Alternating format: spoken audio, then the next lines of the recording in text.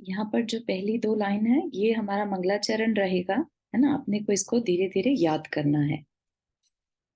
सभी हाथ फोल्ड कर लें। प्रणिपत्य वर्धमानम प्रश्नोत्तर रत्नमालिकां वक्षे नागानारामरवन्द्यं देवं देवाधिपं वीरम् नमो अरिहन्ताणं नमो सिद्धाणं नमो आयर्याणं नमो उवज्जायाणं नमो लोये सव्वसाहुणं। पंचपरमेष्ठी भगवान की जय। तो हम प्रश्नोत्तर रत्नमालिका का स्वाध्याय आज शुरू कर रहे हैं, जिसे लिखा है, यहाँ पर नाम भी लिखा है, राजर्षि अमोघ वर्ष द्वारा कृत। ठीक है, और इसकी कृति के बारे में थोड़ा सा अपन पहले जान लेते हैं कि हम पढ़ क्या रहे हैं। ठीक है, तो क्या कहा, और ये जस्ट इंफॉर्मेशन के लिए बता दें, ये बहुत बेसिक शास्त्र जी है, या कह लीजिए इंफॉर्मेटिव इंफॉर्मेशन है, जो किसी को भी समझ में आ जाएगा। ऐसा इसके लिए कोई भी प्री रिक्विजिट की जरूरत नहीं है। जो भी अगर पहली बार जुड़े हैं तो जानकारी दी जा रही है। ठीक है, तो प्रस्तावना में बताया कृति के बारे में। कृति मतलब ये जो शास्त्र, नकार मंत्र नहीं बोलते इसमें? हाँ, वो 9 बार नमोकार मंत्र और कर लेते। Yes, totally. नहीं, मैं सॉरी मैं कैसा लगा तो नहीं बिल्कुल करते हैं, बिल्कुल। लेट्स डू 9 टाइम्स नमोकार मंत्र।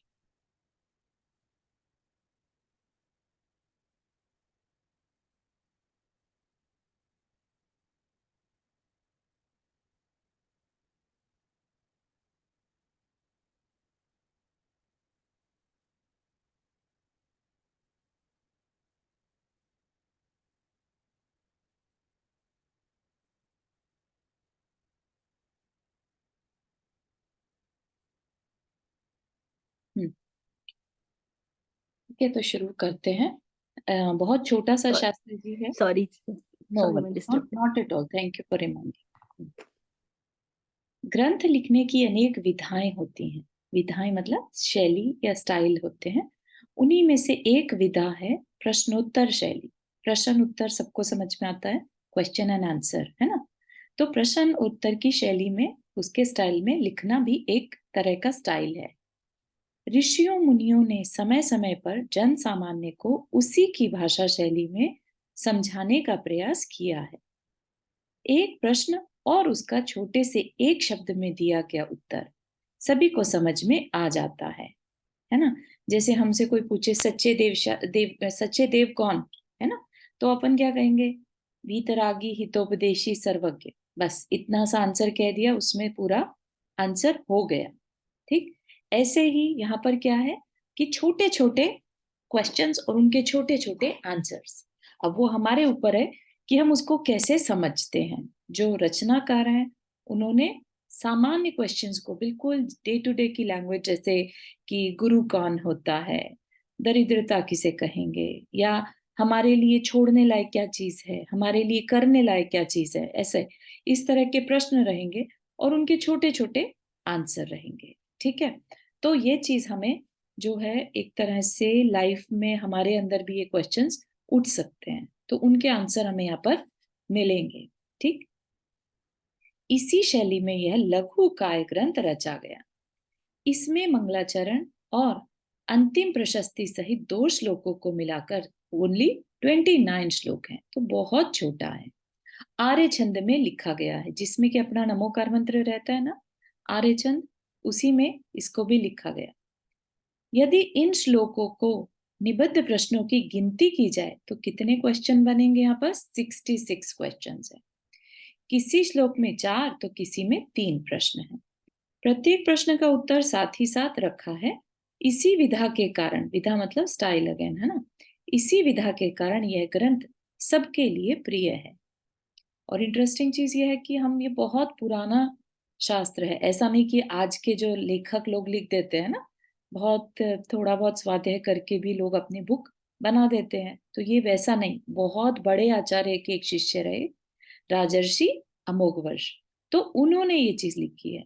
तो इस वजह से, क्योंकि वक्ता की प्रामाणिकता है ना, ऑथेंटिसिटी है कि हाँ, जिन्होंने लिखा है बहुत बड़े आचार्य के शिष्य रह चुके हैं, तो उन्होंने अगर कुछ शेयर करने का मन बनाया तो कुछ हमारे लिए अच्छा होगा। और इतना शॉर्ट में बनाया तो हमारे लिए और फायदा हो गया। नहीं तो बड़े बड़े शास्त्र होते हैं, अपन को सालों लग जाते हैं पढ़ते रहने में, समझने में, और आगे की बात पढ़ते हैं तो पीछे का भूल जाते हैं, पीछे का याद रखते हैं तो आगे का ऐसा लगता है कि बहुत सारा हो गया, है ना। तो बहुत छोटा सा है। यदि मंगलाचरण को छोड़ दें तो इस ग्रंथ में ऐसी कोई वस्तु नहीं जो मात्र जैन धर्म के लिए ही हो। ठीक है, तो मंगलाचरण में वर्धमान नाम दिया, उसके अलावा कहीं पर ऐसा आपको नहीं लगेगा कि हम एक जैन शास्त्र पढ़ रहे हैं, क्योंकि डे टू डे में हमारे लाइफ में क्या सूत्र होने चाहिए उससे रिलेटेड ये ग्रंथ है। ठीक है, इसीलिए अपन ने इसको चूज किया कि हम बहुत टाइम से पुराण पढ़ रहे हैं। ठीक है, अब पुराण से हमने क्या सीखा, तो एक तरह से उसकी समरी हमें इसमें मिलती चली जाएगी। ठीक है, ये हमारी लाइफ में हमें ऐसे करना है ना, हमारा एथिकल बिहेवियर कैसा होना चाहिए उस चीज के ऊपर यहाँ पर फोकस दिया जाएगा। ठीक, जैन अजैन सभी के लिए उपयोगी प्रश्न इस ग्रंथ में है।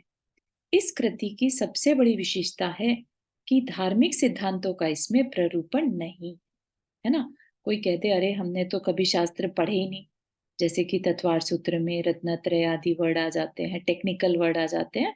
यहाँ पर कोई भी टेक्निकल वर्ड हमें नहीं देखने को मिलेगा। तो ये बहुत ही ज्यादा हमारे लिए एक बिगिनर लेवल का बहुत अच्छा ग्रंथ हो जाएगा। अपितु यहाँ पर क्या है, व्यवहारिक जीवन में उपयोगी जिन मानवीय सिद्धांतों और विचारों की आज आवश्यकता है वह विचार इसमें बहुतायत से। ठीक है, मानवीय सिद्धांत, मानवीय सिद्धांत क्या, जिसमें हम अपने अंदर एक ह्यूमैनिटी को डेवलप कर सके, उसको हम क्वेश्चन कर सके कि क्या हम अच्छे से जी रहे हैं, क्या हम अच्छे से दूसरे के साथ बिहेव कर रहे हैं। तो इस तरह के जो विचार हमारे अंदर उठ सकते हैं, तो उन विचारों के आंसर हमें यहाँ पर मिलेंगे। ठीक, युवा युवतियों के नैतिक आचरण के उत्थान के लिए यह ग्रंथ एक दीप स्तंभ है। दीप स्तंभ मतलब लाइट, जिसे कहते हैं ना, एक लाइट की तरह से, पिलर ऑफ लाइट। इस कृति में प्रदत्त मौलिक विचारों से प्रत्येक आत्मा अपने को सम्माननीय जीवन जीने का और सुख शांति से रहने का एक उपाय खोज सकता है। ठीक है, तो जैसे हमारे पेरेंट्स हैं, है ना, हमारे पेरेंट्स हमें कुछ चीजें सिखाते हैं स्टार्टिंग से, नहीं बच्चे झूठ नहीं बोलते, है ना, नहीं बच्चे किसी को हर्ट नहीं करते, अच्छा नहीं रहता, हमारा मन दुखी होता है, ऐसा कोई काम नहीं करना जिससे दूसरों को हर्ट हो। ये क्या है, एक तरह के हमारे फंडामेंटल वैल्यूज हैं। ठीक है ना, और उन वैल्यूज को जब हम पूरा करते हैं तो हमें ऐसा लगता है कि हम अपनी लाइफ को बहुत फुलफिल तरीके से जी रहे हैं। ठीक है, तो ऐसे ही लेट से हमारे को और विचार अगर मिल जाए कि हमारे जीवन में कुछ ऐसी वैल्यूज अगर हो जिससे कि हम अपने लाइफ को एक खुद की नजरों में रिस्पेक्टफुल मान सकें, है ना, खुद में प्राउड फीलिंग ला सकें, तो सोचिए कि हमारे अंदर में कितना ठहराव रहेगा, एक स्टेबिलिटी आ जाएगी, हमें दूसरों से वैलिडेशन की जरूरत नहीं रहेगी। ठीक है ना, तो ये एक तरह से साइकोलॉजिकल लेवल पर भी हमारे लिए वर्क करेगा। ठीक है, तो हमारे लाइफ में फिर सुख शांति एक कॉन्फिडेंस के साथ हम जी सकते हैं कि अगर हम ये चीजें फॉलो कर रहे हैं तो हमें किसी से डरने की जरूरत नहीं, हमें किसी और से कंफर्मेशन लेने की जरूरत नहीं है कि हम सही से जीवन जी पा रहे हैं कि नहीं। ठीक है ना, तो जैसे हमारे माता पिता हमें संस्कार देते हैं, ऐसे ही हमारे लाइफ में कुछ ऐसी आत्माएं हैं, राइट, जिन्हें हम अपने गुरु का स्थान दे सकते हैं, है ना, जो हमें सिखाते हैं जीवन को कैसे जीना। और वी आर सो फॉर्चुनेट कि हमें इस तरह के आचार्यों की वाणी थ्रू ग्रंथ मिलती रहती है।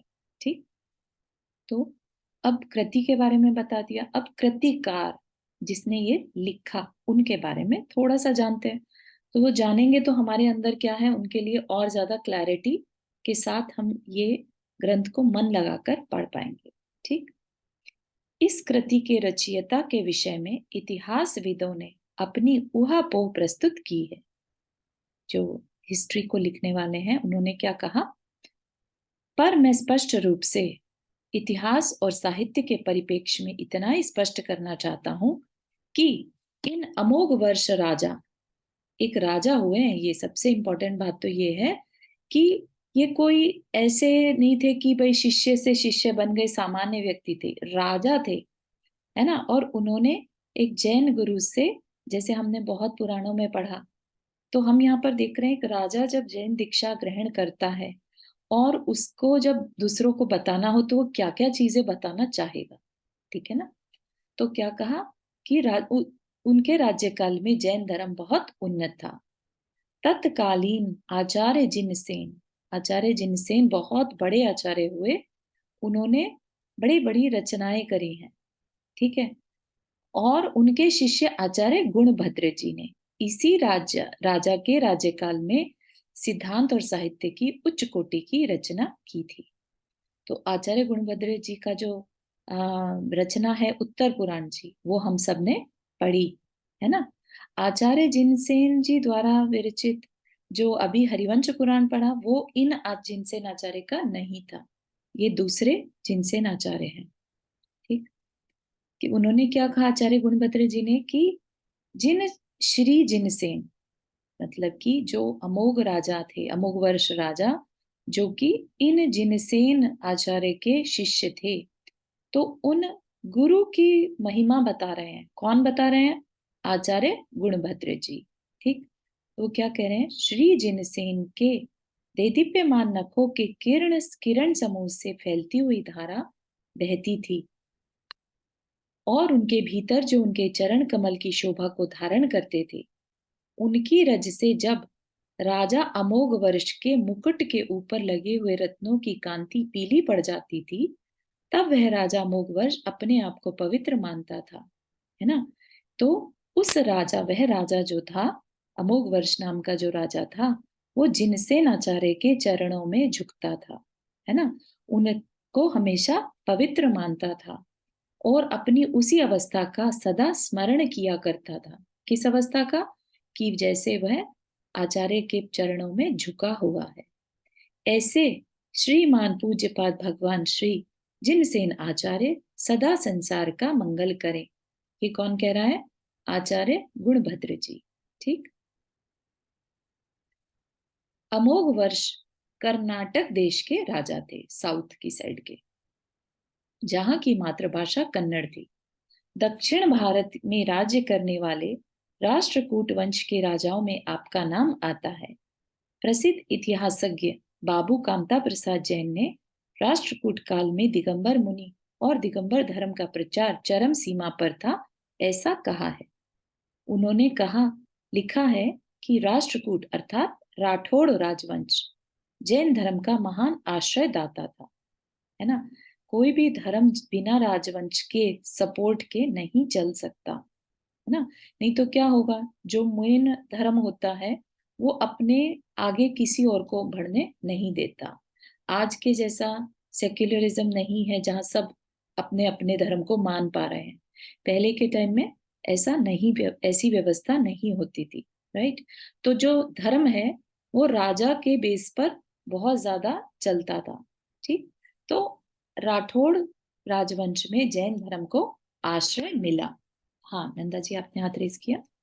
हाँ, मेरा थोड़ा सा शुरू शुरू में निकल गया। ये किस समय का वो है दृष्टांत, आपको पता हाँ, है? ये 8वीं 9वीं शताब्दी का है, ठीक है। शायद टाइमलाइन इसमें आगे आएगी, ठीक है। ठीक। हाँ, थैंक यू। इस वंश के कई राजाओं ने अणुव्रतों और महाव्रतों को धारण किया था, जिनके कारण जैन धर्म की विशेष प्रभावना हुई थी। राष्ट्रकूट राज्य में अनेकानेक दिग्गज विद्वान दिगंबर मुनि विहार और धर्म प्रचार करते थे। उनके रचे हुए अनूठे ग्रंथराज आज उपलब्ध हैं।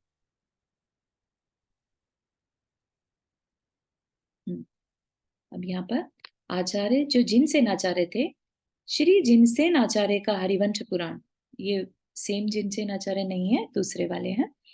श्री गुणभद्र आचार्य का उत्तर पुराण, श्री महावीर आचार्य का गणित सार ग्रंथ और आदि ग्रंथ राष्ट्रकूट राजाओं के समय की रचनाएं हैं।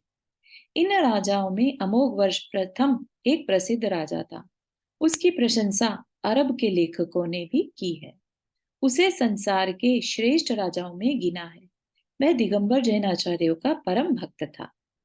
राजा अमोघ वर्ष ने राज्य छोड़ा और वह जिनसेनाचार्य के परम भक्त शिष्य जो थे उससे यह सूत्राम फलित होता है कि राजा अमोघवर्ष ने जिनसेनाचार्य से दीक्षा ली हो। ठीक। गणित सार संग्रह के रचयिता महावीर आचार्य ने भी अमोघवर्ष राजा की प्रशंसा की और आशीष दिया है कि उस राजा का शासन बढ़ता रहे। तो यहाँ पर समय दिया है, अमोघवर्ष प्रथम का राज्य अभिषेक शक संवत 636 यानी कि विक्रम संवत 862। तो शक संवत जो है वो ईसा की, जो जहां से ईसा हम कैलकुलेट करते हैं ना, 2023 चल रहा है वो, है ना, तो वो हम कब लेते हैं, ईसा आफ्टर डेथ, राइट, एडी मानते हैं। तो जो शक संवत है वो 78 ईयर्स बाद शुरू हुआ। तो अगर हम इसमें 78 ईयर्स को और ऐड कर लें तो 700 आफ्टर डेथ का समय मान सकते, तो 8वीं शताब्दी। ठीक। प्राचीन शिलालेख और ताम्रपत्र ये से सब क्या गुणबद्ध आचार्य बता रहे हैं? ये जो है टीकाकार बता रहे हैं अपनी रिसर्च के अकॉर्डिंगली। नहीं तो जैसे शुरू में आपने बताया ना, जैसे जिनसेन आचार्य के वो चरणों में झुकते थे, आप उन्होंने हाँ बोला है। हाँ, ये ऐसा आचार्य गुणभद्र जी ने उत्तर पुराण में कहा है, तो अच्छा, उन्होंने उसको यहाँ पर कोट किया है। ठीक है। Okay okay, thank you. प्राचीन शिलालेख और ताम्रपत्रों से ऐसा निश्चित होता है कि 60 वर्ष राज्य करने के बाद राजा ने अपने पुत्र को राज्य देकर संन्यास धारण कर लिया था। अतः राज्य त्याग के बाद इस कृति की रचना हुई है। इस कृति का रचना काल विक्रम संवत 932 के निकट आता है। तो जितना विक्रम संवत क्या है, तो विक्रम संवत पहले है, आई थिंक 56 ईयर्स पहले ऑफ ईसा से। ठीक है। तो इसलिए अगर विक्रम संवत से देखें तो कृति कब रची गई, 932। तो अगेन इट्स 800 समथिंग में, मिडल ऑफ 800 में लिखी गई। ठीक है। तो अगेन यह प्रश्नोत्तर रत्नमाला सन्मति ट्रस्ट मुंबई, तो यहाँ पर तो सिर्फ, अच्छा यहाँ पर फिर कहा अमोघ वर्ष से पहले एक उपाधि लगी मिलती है राजर्षि। राजर्षि मतलब राजाओं में ऋषि, राजाओं में श्रेष्ठ। इस उपाधि से भी उनके संन्यास जीवन की प्रतिध्वनि निकलती है। ठीक है। तो ये हमने थोड़ी सी जानकारी जब ली कि ये किसने लिखा, उनकी जानकारी। अब हम पहला यहाँ पर स्टार्ट करते हैं मंगलाचरण से, और आप लोग भी अपने जहां पर हैं म्यूट पर ही रहिए, लेकिन बहुत आराम से इसका प्रोनाउंसिएशन करिएगा। ठीक है। शुरू करते हैं।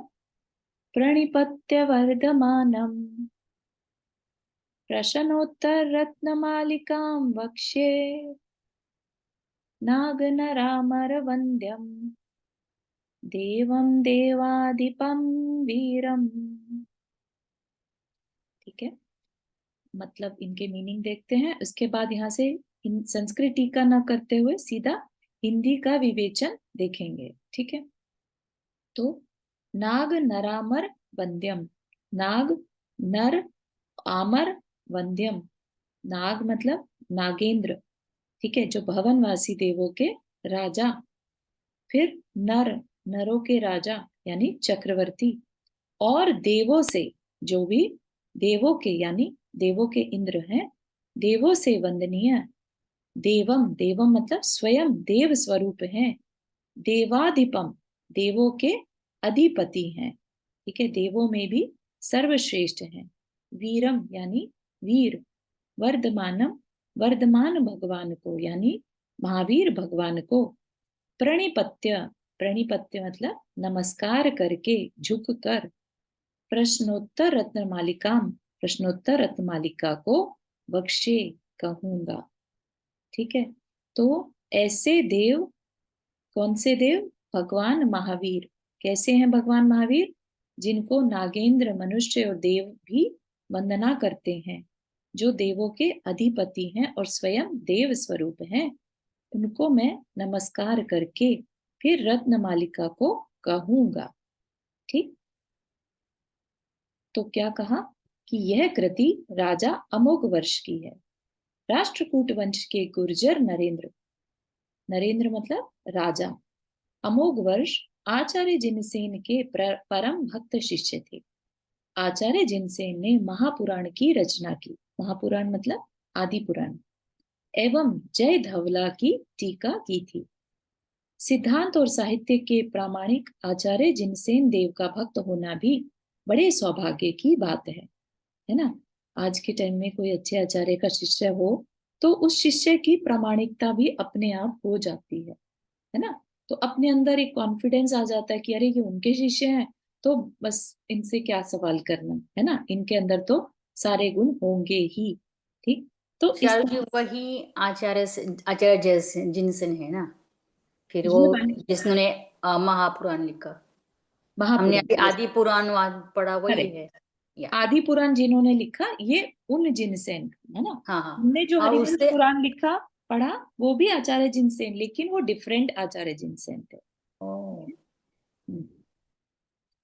आचार्य जिनसेन के ही शिष्य आचार्य गुणभद्र जी हुए, जिन्होंने उत्तर पुराण, आत्मानुशासन आदि ग्रंथों की रचना की।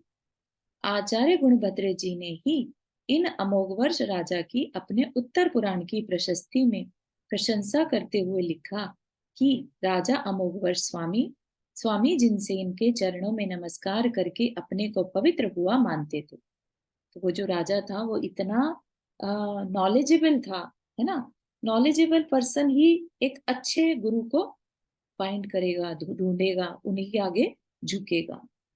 उन्होंने लिखा है कि संस्मरता स्वमोघ वर्ष नरपति पूतो हम देत्यलम।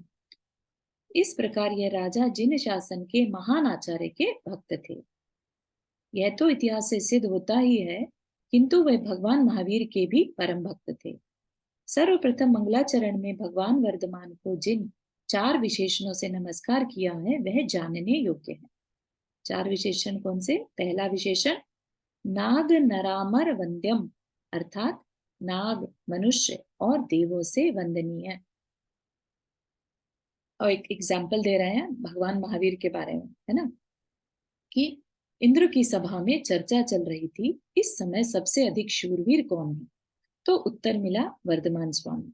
उस समय वह वर्धमान बालक अवस्था में थे और अपने ही जैसी उम्र के बालकों के साथ खेल रहे थे। एक बगीचे में वर्धमान बालक वृक्ष के ऊपर चढ़े थे कि एक संगम नाम का देव विकराल नाग का रूप धारण कर उसके करके उस वृक्ष से लिपट गया। सभी बालक डरकर भाग गए, किंतु महापुरुष क्या भय से डरते हैं? नहीं। इसलिए उस नागराज के ऊपर चढ़कर वे वृक्ष से नीचे उतर आए और उसी से खेलने लगे। बालक की इस निर्भीकता को देखकर देव ने अपना असली रूप प्रकट कर वर्धमान की स्तुति की और उनका महावीर नाम रखा। बेसिकली ऐसे वर्धमान स्वामी जिनकी की चर्चा इंद्र की सभा में भी चलती थी कि सबसे अधिक शूरवीर कौन है ना। ऐसे भगवान महावीर जब बचपन से ही देवों से पूजित हुए थे, तो फिर बाद की बात क्या है, ठीक है ना। तो कैसे थे वो भगवान महावीर? उनका पहला विशेषण जो नागेंद्र, नर, मनुष्य और देवों के द्वारा वंदनीय थे। दूसरा विशेषण वह देव थे, अर्थात दिव्य पुरुष थे। उनका व्यक्तित्व अलौकिक था। उनकी सोच, उनका पराक्रम, उनका शरीर, उनके गुण सब कुछ मनुष्यों से विलक्षण थे, इसलिए उन्हें देव कहा जाता है। वैसे भी हम सबको ही मालूम है कि भगवान क्या थे? महावीर तीर्थंकर थे, और तीर्थंकर क्या है? सर्वश्रेष्ठ मनुष्य, है ना। तो इसलिए उनको दिव्य पुरुष कहा। तीसरा विशेषण देवों के भी अधिपति, अर्थात स्वामी, देवों के स्वामी। उन्हें देव लोग अपना स्वामी मानते थे, इसलिए भी उनका यह विशेषण सार्थक है। विशेषण एडजेक्टिव है ना, विशेष को बताने के लिए जो वर्ड यूज किया जाए, किसी की भी क्वालिटी या एक्स्ट्रा कुछ बताने के लिए, है ना। जैसे किसी गर्ल को अगर और सुंदर बताना हो तो हम बोल देते हैं ना कि ब्यूटीफुल गर्ल, एक्टिव गर्ल, है ना, स्मार्ट गर्ल, ऐसा, राइट। तो ये सब जो गर्ल के पहले वर्ड लिखे उनको क्या कहेंगे? एडजेक्टिव, विशेषण, ठीक है।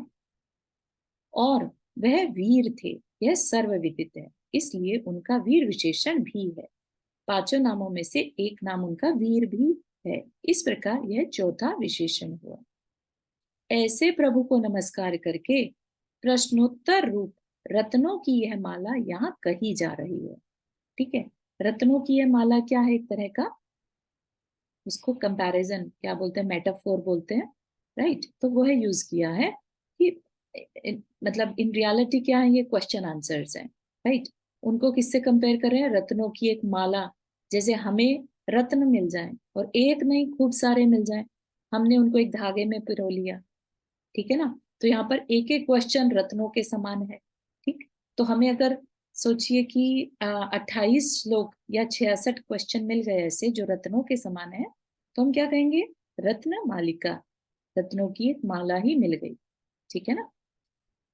रत्नों की माला शरीर को शोभायमान करती है, उसी प्रकार उत्तम गुण आत्मा को शोभायमान करते हैं, ठीक है। तो ये जो ये प्रश्न उत्तर है, इससे हम अपने आप को, अपनी आत्मा के गुणों को विकसित कर सकते हैं। इससे हमारी आत्मा के गुण शोभायमान होंगे, इसलिए हमारे लिए ये रत्नों की माला के समान है। इस ग्रंथ को, इस छोटी सी कृति को रत्नमाला की उपमा दी है। इसके प्रत्येक श्लोक में ऐसे गुणों का वर्णन है जिससे मानव का मन अंधकार से प्रकाश की ओर आएगा, है ना। आज के समय के हिसाब से देखा जाए तो बड़े बड़े शास्त्र पढ़ने से ज्यादा जरूरी हम छोटी छोटी चीजें, फंडामेंटल्स को क्लियर करें। हम पहले एक अच्छे ह्यूमन बीइंग बने, है ना, तब जाके तो हम ज्ञान को बड़े लेवल पर ग्रहण करें। नहीं तो क्या होगा, हम बड़े बड़े शास्त्र पढ़ लेते हैं और अपने बेसिक्स को, एथिक्स को ठीक नहीं करते, जिससे क्या हमारे अंदर अहंकार बढ़ जाता है, ठीक है ना। तो इसके लिए भी ये चीज हमारे लिए बहुत बहुत जरूरी है कि हम अपने आप को देख पाएंगे हम कहाँ स्टैंड करते हैं, ठीक है। तो और फिर हम इस रत्नों की माला, इसकी रोशनी से अपने मन के अंधकार को दूर कर सकते हैं। आत्मोन्नति का पथिक यही भावना करता है, तमसो माँ ज्योतिर्गमन, अर्थात मुझे अंधकार से प्रकाश की ओर ले चलो, ठीक है ना। तो ऐसा नहीं कि हमारे घरों में अंधकार है, हमारे मन में अंधकार है। कैसा अंधकार? हमारे अंदर नेगेटिव इमोशंस हैं, हम बहुत जल्दी डर जाते हैं, हम बहुत जल्दी कषायों में बह जाते हैं, भावों में बह जाते हैं, हम एकदम से अपने आप को बड़ा अकेला महसूस करने लग जाते हैं, राइट। तो ये जो हमारे, यही चीज क्या है हमारे लिए? अंधकार के पटल हैं, अंधकार के बादल हैं जो कि प्रकाश से दूर हो सकते हैं, ठीक। इस ग्रंथ के प्रश्नों से ज्ञात होगा हमारे मन में कितने अंधकार हैं, वो भी हमें पता चलेगा। और इस प्रश्न का प्रत्येक उत्तर होगा एक दिव्य प्रकाश, ठीक। तो ये सब कहाँ पर बताया जा रहा है हमें? मंगलाचरण में। इसका क्या मतलब है कि जिन्होंने ये लिखा उन्हें पूरा कॉन्फिडेंस है कि ये जो छोटा सा ग्रंथ भले ही है, लेकिन ये रत्नों की तरह हमारे जीवन में प्रकाश लाएगा, ठीक है। तो एक तरह से जब हम मंगलाचरण करते हैं तो जिन्होंने इसे लिखा उनके भावों को पकड़ने की कोशिश करते हैं, क्योंकि हम कोई भी, आप अपने आप को उनकी जगह कर रख कर देखेंगे, हम कोई भी अच्छा काम करते हैं, स्टार्टिंग में सबसे पहले हम अपने भावों को रखते हैं कि हम ये काम क्यों कर रहे हैं, ठीक है ना।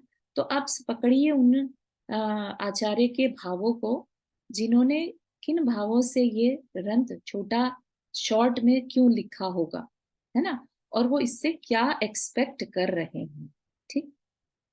बुद्धि किताबों के पढ़ने से आ जाती है, किंतु विवेक महापुरुषों की वाणी से उत्पन्न होता है। यदि इस कृति में वर्णित गुणों को अपना लिया जाए तो रत्नों की माला भी फीकी दिखेगी और आत्मा अपने ही ज्ञान आलोक में आनंदित हो जाएगा। इतनी बड़ी बात है, क्योंकि आत्मा की शक्ति अनंत है, ठीक है। अनंत शक्ति के आगे रत्नों की सीमित शक्ति, जो उसकी चमक है, वो तो बहुत छोटी है ना। तो ये बात हमारे अंदर से खुद आनी चाहिए, ठीक है ना। हम जो बाहर की दुनिया में भागते रहते हैं, रत्नों को ही हमने सब कुछ समझा हुआ है, उन्हीं को सबसे ज्यादा इंपॉर्टेंस दी हुई है। तो जब अपने आत्मा के क्वालिटीज को हम देखेंगे, राइट, उसमें हमें प्रकाश दिखेगा, आनंद दिखेगा, तो हमें बाहर के रत्नों की जो चमक है वो भी फीकी लगने लगेगी। रत्नों का प्रकाश जिस तरह चिरस्थायी होता है, ऐसे ही आत्मा के गुणों का प्रकाश होता है। इसी बात को स्वयं ग्रंथकार ने प्रश्न उत्तर के माध्यम से कहा है। प्रश्न उत्तर करने से बुद्धि बढ़ती है और बड़ी रहस्य की बात भी दर्पण के समान सामने दिखती है। किसी ने कहा है कि सीखने का एक बेहतरीन तरीका है प्रश्न पूछना और फिर धैर्यपूर्वक उसका उत्तर सुनना। प्रश्न हमारे अंदर बहुत सारे जो चिंतन होते हैं ना, हमारे बहुत सारी तरह के जो डिस्कशन अंदर ही अंदर चलते हैं, उसमें से फिर एक समराइज होके क्वेश्चन निकलता है, राइट। तो इसका मतलब क्या है, हमारे अंदर क्यूरोसिटी आई, राइट। फिर उस क्यूरोसिटी का जब हमें आंसर मिलता है तो हमें बहुत सेटिस्फेक्शन होता है, राइट। फिर हमारा और अंदर से मन करता है हम अब अगला टॉपिक पे वर्क करते हैं, है ना। तो एक तरह से ये हमारे बिहाफ पे क्वेश्चन किए जाएंगे, ठीक। सॉरी, नेक्स्ट पेज पर चले। इसी बात को अगली कारिका में कहते हैं, ठीक है। नेक्स्ट पढ़ते हैं। खलु नालं क्रियते दृष्टा दृष्टार्थ साधन पटीयान कंठस्थितया विमल प्रश्नोत्तर रत्नमालिकया। क्या कह रहे हैं यहाँ पर, कंठस्थितया, बहुत ही इजी संस्कृत में लिखा हुआ ये, और बहुत ही इजी संस्कृत है, ऐसा बहुत डिफिकल्ट वाली नहीं है। कंठ स्थितिया मतलब कंठ में स्थित। विमल प्रश्नोत्तर रत्नमालिकया, विमल मतलब होता है बहुत शुद्ध, विमल मल रहित, है ना। तो अच्छे, जो खराब नहीं है, मल होता है खराब और विमल होता है अच्छा। तो प्रश्न उत्तर रत्नमालिका से दृष्ट अदृष्ट अर्थ साधन पटीयान, दृष्ट और अदृष्ट अर्थ को साधन, साधन मतलब साधने में, पटीयान मतलब प्रवीण, प्रवीण मतलब कि कुशल जिसे कहते हैं ना। तो दृष्ट और अदृष्ट दोनों अर्थ को साधने में प्रवीण कौन व्यक्ति विभूषित नहीं होगा। न खलु अलंक्रियते, अलंकार, अलंकार होता है विभूषित होना, न खलु नहीं होगा अर्थात प्रत्येक व्यक्ति होगा। तो दृष्ट और अदृष्ट का अर्थ, यानी दृष्ट और अदृष्ट, अदृष्ट मतलब जो चीजें हमें आंखों से नहीं दिखती, ऐसी बहुत सी चीजें हो सकती हैं। जैसे सबसे मेन होता है हमारी श्रद्धा, श्रद्धा को हम दृष्ट ऐसे आंखों से नहीं देख सकते, वो अदृष्ट ही देखना पड़ता है ना। तो अंदर में भी जो हमारी उन चीजों को भी हम साध सकते हैं, ठीक। इस निर्मल प्रश्नोत्तर रत्नमालिका कृति को जो व्यक्ति कंठ में धारण करेगा, तो यहाँ पर कंठ में धारण करने से मतलब क्या, कि उसका मेमोराइज कर ले इसको, ठीक है। क्योंकि मेमोराइज होगा तो जब हमें कहीं पर हम दुविधा में हैं, हम कंफ्यूज स्टेट में हैं, यहाँ पर क्या होना चाहिए, ऐसा होना चाहिए वैसा होना चाहिए, तो अगर हमें ये गाथाएं याद होंगी हम इसको रिवाइज कर सकते हैं, है ना। जैसे कई बार हम बोलते भी है ना अपने मन को समझाने के लिए कि भाई आचार्यों ने इस बारे में क्या कहा होगा, है ना। जैसे अहिंसा परमो धर्म, एक छोटा सा सूत्र है, हमें याद हो गया लेट से, है ना। तो अब हमें कहीं पर भी अगर दो सिचुएशंस क्रिएट हो गई तो हमें पता है कि हमें अहिंसा को फॉलो करना है, क्योंकि उसे ही परम धर्म कहा है। तो इसी तरह से प्रश्नोत्तर रत्नमालिका 28 श्लोक की जो एक कृति है, उसको अगर हम मेमोराइज कर लेंगे तो क्या होगा, वह दृष्ट और अदृष्ट सभी पदार्थों को साधने में निपुण होगा। तो हमारी लाइफ के जितने भी चीजें हमारी लाइफ में आती हैं, तो हम उसको सही तरीके से अपनी लाइफ में इंट्रोड्यूस कर पाएंगे। होता है ना कि हमें कोई चीज मिली, हम उसको सही तरीके से यूज कर पा रहे हैं कि नहीं कर पा रहे हैं, तो उस पर कह रहे हैं कि वो चीज को हम सही तरीके से साध पाएंगे। तो यहाँ कंठ में धारण करने से प्रयोजन इस कृति को याद करने से है। याद की हुई विद्या ही काम आती है, किताब या कॉपी में लिखी हुई नहीं। पुरानी कहावत है, कंठस्थ विद्या अंटस्थ धनम। कंठ करी हुई विद्या और अंटी का धन। अंटी मतलब जो हमारी पॉकेट में धन है ना। पेपर में कुछ भी लिखा हो, हमारे पास ये है, हमारे पास वो है, लेकिन जो कैश होता है वो ही विपत्ति में काम आता है। इसलिए प्रत्येक भव्यात्मा इस कृति को याद रख ले और समय समय पर चिंतन मनन करता रहे। ऐसा करने वाला व्यक्ति कभी भी विपत्ति और संकट में नहीं पड़ेगा, और यदि संकट में पड़ भी जाए तो वह उबर जाएगा, उससे बाहर आने में उसे इजी होगा। विद्या ही मनुष्य का सबसे बड़ा अलंकार और आभूषण है ना।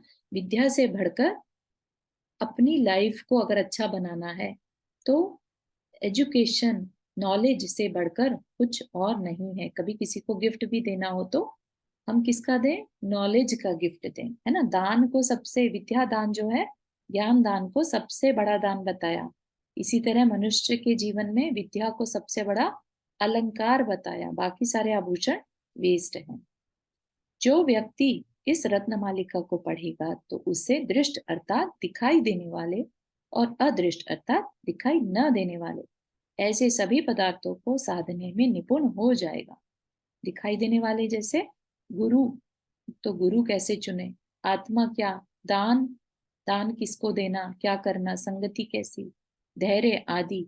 और दिखाई नहीं देने वाले पदार्थ मोक्ष, स्वर्ग, सच्चरित्र, सच्चरित्र मतलब गुड कंडक्ट, है ना, आत्मिक सुख, परलोक का हित, है ना। परलोक किसने देखा, परलोक में हमारा क्या अच्छा हो सकता है। तो ये सब जो है, हम ये सब पढ़ने के बाद बहुत अच्छे से निर्णय ले पाएंगे। इन सभी पदार्थों का जब तक सही स्वरूप नहीं मालूम होगा तब तक उसकी प्राप्ति नहीं हो सकती। सही स्वरूप का ज्ञान उसकी परिभाषा से अथवा सटीक लक्षण से होता है। इसलिए इस ग्रंथ में प्रत्येक गूढ़ प्रश्न का उत्तर एक शब्द में या एक पंक्ति में कह दिया गया है, जिससे किसी को भी उलझन नहीं हो और उसे याद भी हो जाए, है ना। तो ये जो हम हिंदी पढ़ रहे हैं ना, ये हम पढ़ रहे हैं मुनि श्री प्रणम्य सागर जी महाराज की लिखी हुई, ठीक है। इस ग्रंथ की रोचकता का सबसे बड़ा कारण प्रश्न उत्तर शैली ही है। जैसे बच्चे आपस में पहेली पूछते हैं, वैसे ही आपस में इन प्रश्नों को पूछा जाए और खेल खेल में माता पिता या शिक्षकों द्वारा बच्चों को उसका उत्तर रटा दिया जाए, तो यह बहुत बड़ी उपलब्धि आज के बच्चों के लिए होगी।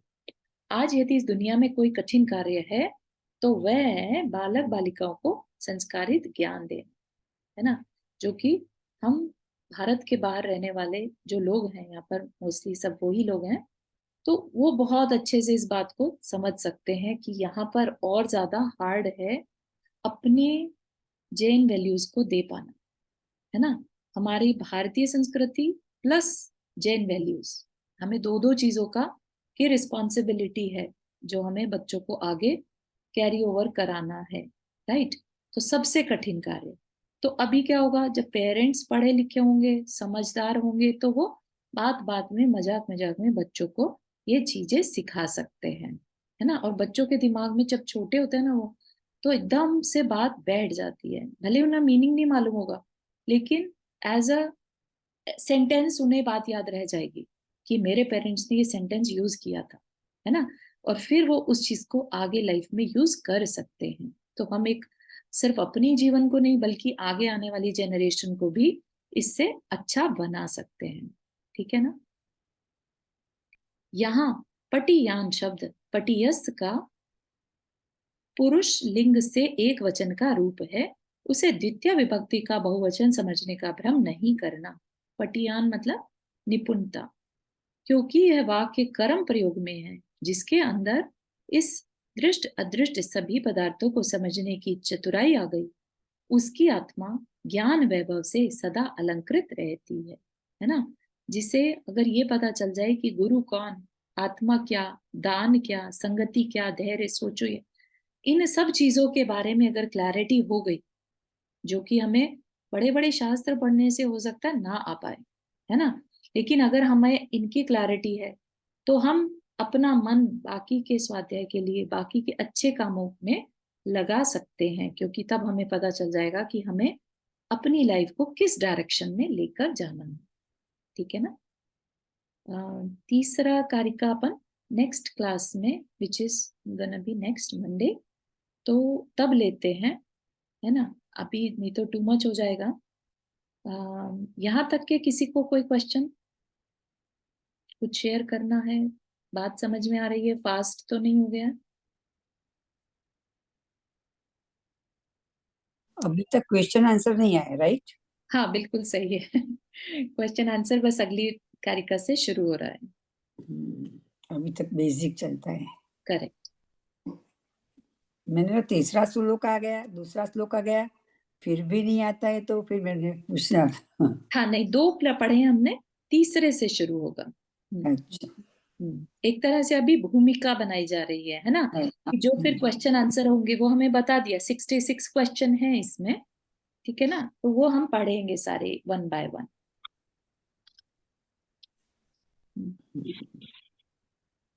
तो दूसरे श्लोक में सिर्फ ये कहा जा रहा है, बेसिकली उसकी समरी ये है कि हमें ये याद कर लेना चाहिए, कंठस्थ कर लेना चाहिए। करेक्ट। कंठस्थ करने से हमें क्या फायदा होगा वो बात बताई जा रही है ना, कि हम समय आने पर जब हम बहुत कभी ऐसी सिचुएशन में, कभी कंफ्यूज स्टेट में पहुंच जाते हैं, डिसीजन नहीं ले पा रहे हैं, है ना, तब अच्छी अच्छी जब चीजें हमने याद करी हो तो उसके बेसिस पर हम वहां पर सही डिसीजन लेकर निकल सकते हैं। हाँ, चारू जी सपना। आपने पढ़ लिया है? मैंने पहले पढ़ा हुआ है इसको, और अपन बात साथ साथ पढ़ते भी जाएंगे। पढ़ा हुआ। तो चारू जी, जय जिनेन्द्र, इसको अपन याद कर सकते हैं क्या? कैसे कर करेंगे? सकते हैं। आई will share one actually YouTube video है जिसमें कि एक साथ 29 श्लोक हैं उसमें, तो अच्छा, अगर चाहे तो आप बार बार प्ले करके उसको रिपीट करके याद कर सकते हैं। तो भेज दिया है आपने? अभी नहीं भेजा है, I will share. Yes. Okay. और पीडीएफ तो आई है उसमें? पीडीएफ दिया है, लेकिन अपन ऑडियो सुन के भी इसको याद कर सकते हैं। हाँ।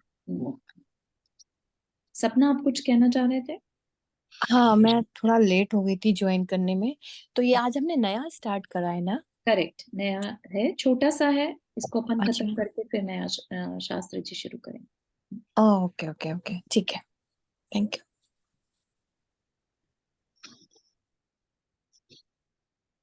ठीक है, और कोई कुछ शेयर करना चाहेगा? We have 2 more minutes। हाँ, मेरे को ये पूछना था, आपने ये डिफरेंशिएट कैसे किया कि जो हरिवंश पुराण जी जिन्होंने लिखा है आचार्य जिनसेन जी, और ये जो जिनसेन जी ये अलग अलग है?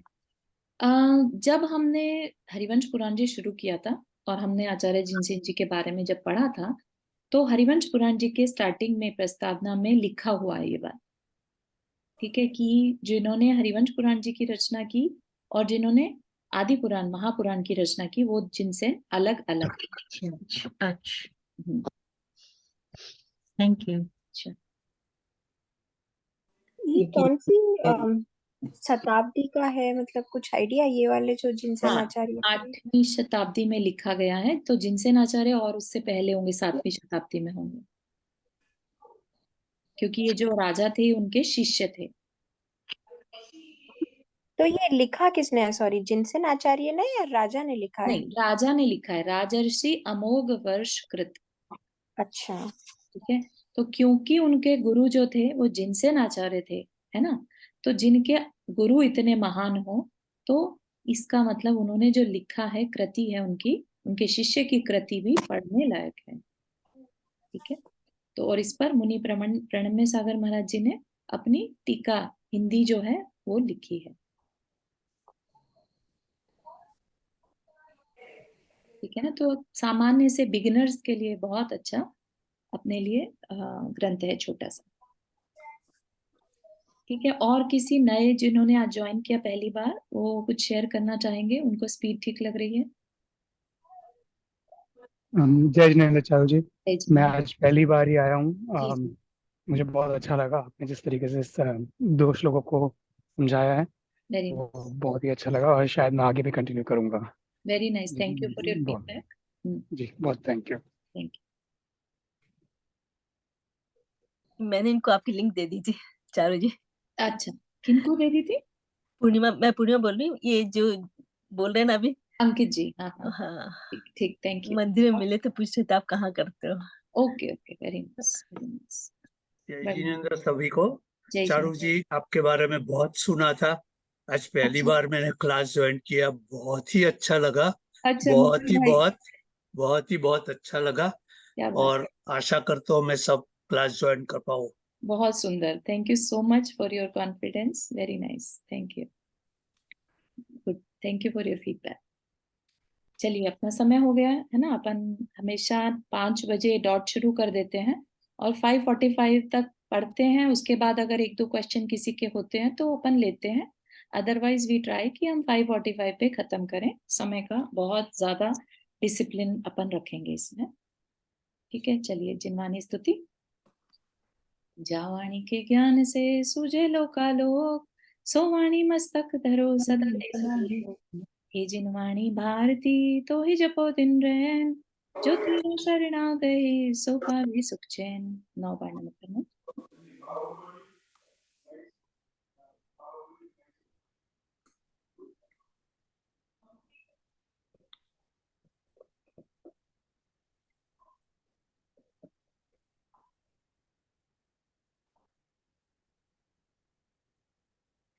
तो कल हम जैन धर्म और दर्शन का स्वाध्याय करेंगे, जिसके लिए जूम लिंक सेपरेट है। तो I will share that link in the same weekday Swadhyay group, और आप सभी ज्वाइन करिएगा, क्योंकि वो जैन तत्व विद्या का ही सिमिलर वर्जन है, ठीक है। तो हमारा जो टॉपिक जो जैन तत्व विद्या का रह गया है वो उसमें कवर हो जाएगा, है ना। तो अपने को उसमें सोचने की जरूरत नहीं है कि अरे हमारा टॉपिक रह गया 50 पेज, जो वो कैसे पूरे होंगे, वो पूरे हो जाएंगे। यही टाइम रहेगा। यही टाइम रहेगा, 5 बजे एवरी वेंसडे अपन जैन धर्म और दर्शन के नाम से स्वाध्याय करेंगे। एक्चुअली वो स्वाध्याय प्रामाणिक ग्रुप के अंडर में आता है। I am a teacher there too, I am teaching 1 class there. तो उसमें यही टॉपिक है जैन तत्व विद्या, तो इसीलिए मैंने अभी नया शुरू किया यहाँ पर रादर देन जैन तत्व विद्या, क्योंकि फिर रिपीटिशन हो जाती, डुप्लीकेसी हो जाती है ना। बराबर। जी, चलिए बढ़िया। और थर्सडे को कर्म कैसे करे का स्वाध्याय जो अपना चल रहा है, उसको भी हाँ। नए लोगों की जानकारी के लिए बता रहे हैं कि वो भी आप ज्वाइन करिएगा, अच्छा लगेगा। थर्सडे को थर्सडे कितने बजे होता है? थर्सडे 9 PM पे है। I will share the 9 class. I mean eastern time zone.